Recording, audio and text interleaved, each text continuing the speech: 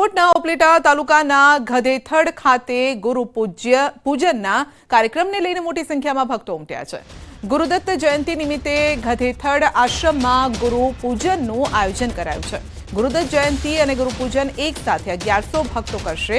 લાલ બાપુનું પૂજન, જેમાં મુખ્યમંત્રી ભૂપેન્દ્ર પટેલ પણ ઉપસ્થિત રહેશે અને જેમાં તેઓ આશ્રમ ખાતે લાલ બાપુને મળી દર્શન કરશે। ગધેથડ ખાતે ગુરુ પૂજનમાં 1.5 લાખ ભક્તો આશ્રમ ખાતે ઉમટી પડશે, જેને લઈને આશ્રમમાં દિવાળી જેવો માહોલ છે। આશ્રમ ખાતે 115 જેટલા ગામો ધુમાડા બંધ પ્રસાદનું આયોજન કરાયું છે। વહેલી સવારથી લાખો લોકો બાપુના દર્શન માટે પહોંચ્યા। આશ્રમ ખાતે પોલીસનો બંદોબસ્ત પણ ગોઠવાયો।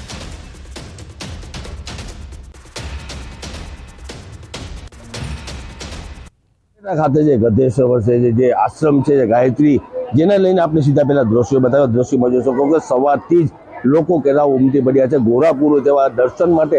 અત્યારે આપ સીધા દ્રશ્યો જોઈ શકો છો, જે રીતે 1.5 લાખથી વધારે લોકો છે તે ઉપસ્થિત રહેશે। અને બીજી તરફ વાત કરીએ જે રીતે જે ભોજનનો કાર્યક્રમ બી યોજવામાં આવ્યો છે, જેને લઈને આજુબાજુના વિસ્તાર લોકો ત્યાં લાભ લેશે। બીજી તરફ વાત કરીએ કે જે રીતે મુખ્યમંત્રી છે તે મુખ્યમંત્રી ભૂપેન્દ્ર પટેલ છે તે બપોરે ઉપસ્થિત રહેશે। બીજી તરફ વાત કરીએ કે જે બાપુના પૂજન માટે ભક્તો છે 1.5 લાખથી વધારે તે બાપુનું પૂજન કરશે।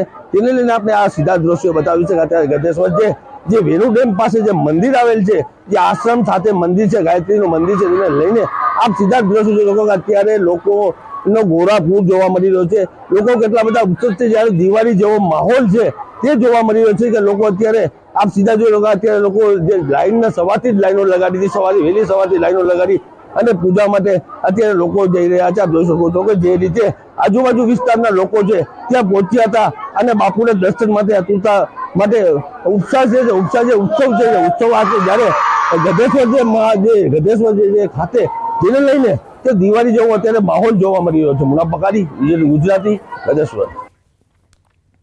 યાત્રાધામ શામળાજી ખાતે હજારો ભક્તોની ભીડ। માગશર સુદ પૂર્ણિમા નિમિત્તે ભક્તોની ભીડ જામી છે। વહેલી સવારથી જ શામળિયાના દર્શન માટે કતાર લાગી છે। પૂર્ણિમા નિમિત્તે ભગવાનને વિશેષ શણગાર પણ કરાયો છે।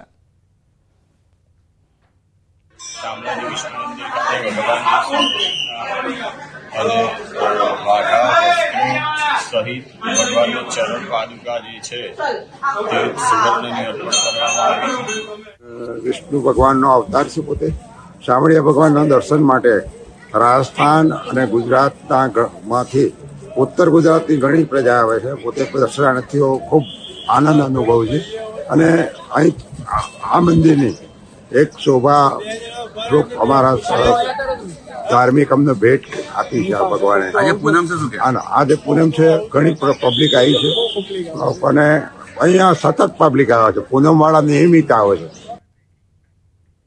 ગીર સોમનાથમાં છાત્રોને સહાયમાં મળતી સાયકલો ધૂળ ખાતી જોવા મળી છે। મોટી સંખ્યામાં સાયકલો ધૂળ ખાતી અને આડેધડ ફેંકી દેવાયેલી હાલતમાં જોવા મળી। મનાઈ રહ્યું છે કે આ સાયકલોનો થપ્પો ઉનાના કંસારી ગામનો છે।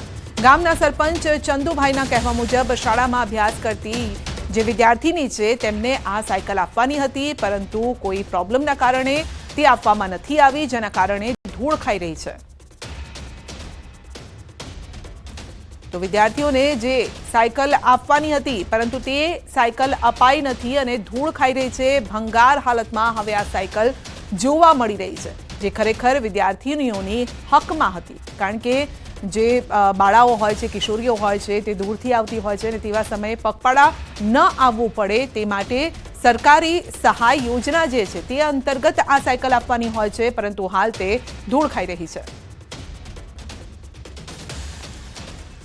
રાજકોટ જિલ્લાના ઉપલેટામાં સમાજના આગેવાનોની મીટિંગ મળી હતી। ગાયત્રી આશ્રમમાં દરેક સમાજના આગેવાનો મોટી સંખ્યામાં ઉપસ્થિત રહ્યા। ગુરુ પૂર્ણિમાની ઉજવણીને લઈ દરેક સમાજના આગેવાનો એકઠા થયા। એમએલએ ડોક્ટર મહેન્દ્ર પાડલિયા, પૂર્વ એમએલએ પ્રવીણ માકડિયા તેમજ લોક સાહિત્યકાર દેવરાજ ગઢવી પણ હાજર રહ્યા।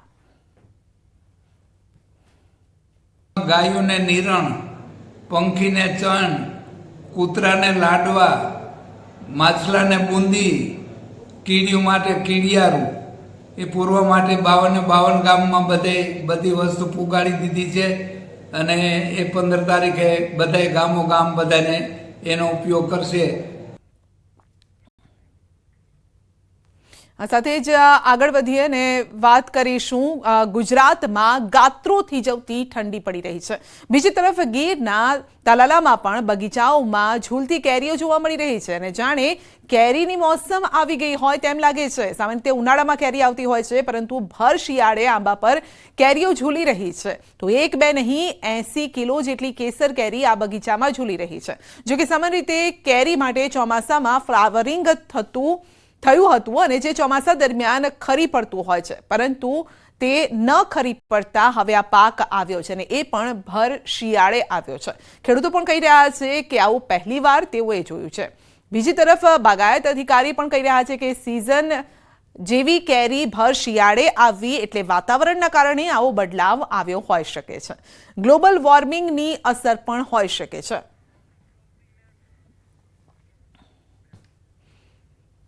બુલેટિનમાં અત્યારે બસ આટલું જ. રજા આપશો. નમસ્કાર.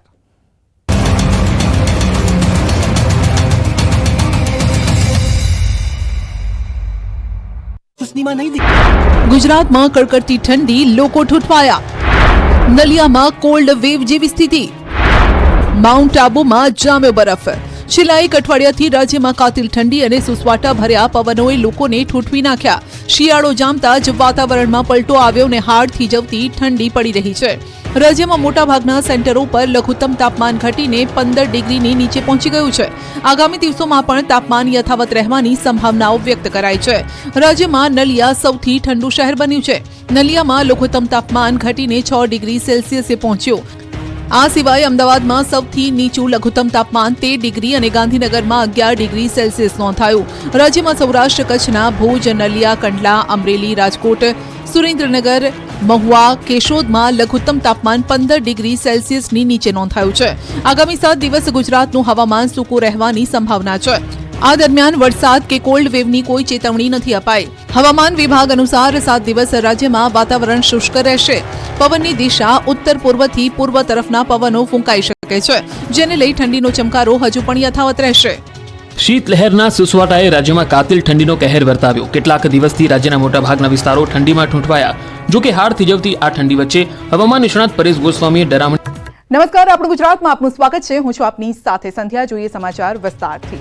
રાજ્યમાં કાતિલ ઠંડીએ કહેર મચાવ્યો છે. હવામાન વિભાગે કહ્યું છે કે આગામી દિવસોમાં પણ ઠંડીનો ચમકારો રહેશે.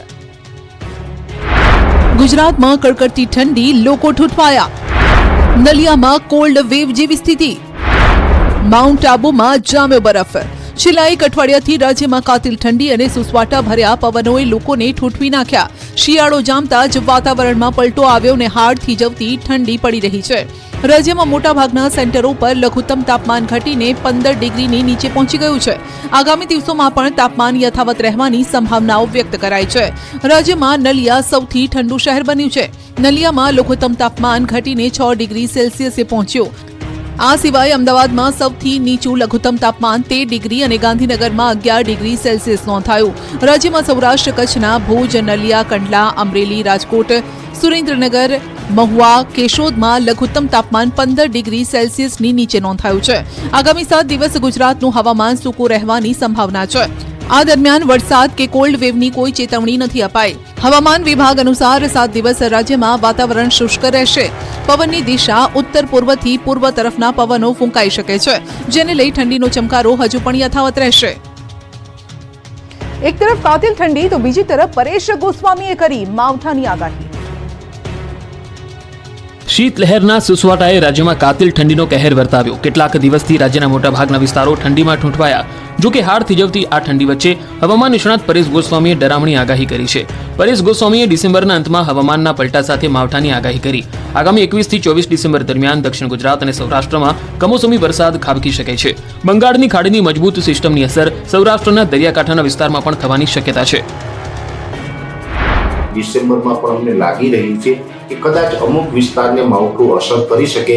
જો કે અત્યારે આપણે લાંબા ગાળાનું અનુમાન છે એટલે એટલું ચોક્કસ ન કહી શકાય કે આ માવઠું થશે, પણ શક્યતાઓ અત્યારે માનીને ચાલવાનું છે. જો ડિસેમ્બરમાં માવઠું થાય તો લગભગ મારું એવું માનવું છે કે 21 થી લઈને 24 ડિસેમ્બર સુધીમાં રાજ્યના અમુક વિસ્તારમાં માવઠું થઈ શકે છે અને કદાચ થાય તો પણ દક્ષિણ ગુજરાત અને સૌરાષ્ટ્રના દરિયાઈ કાંઠાના ભાગોને કદાચ અસર કરી શકે છે.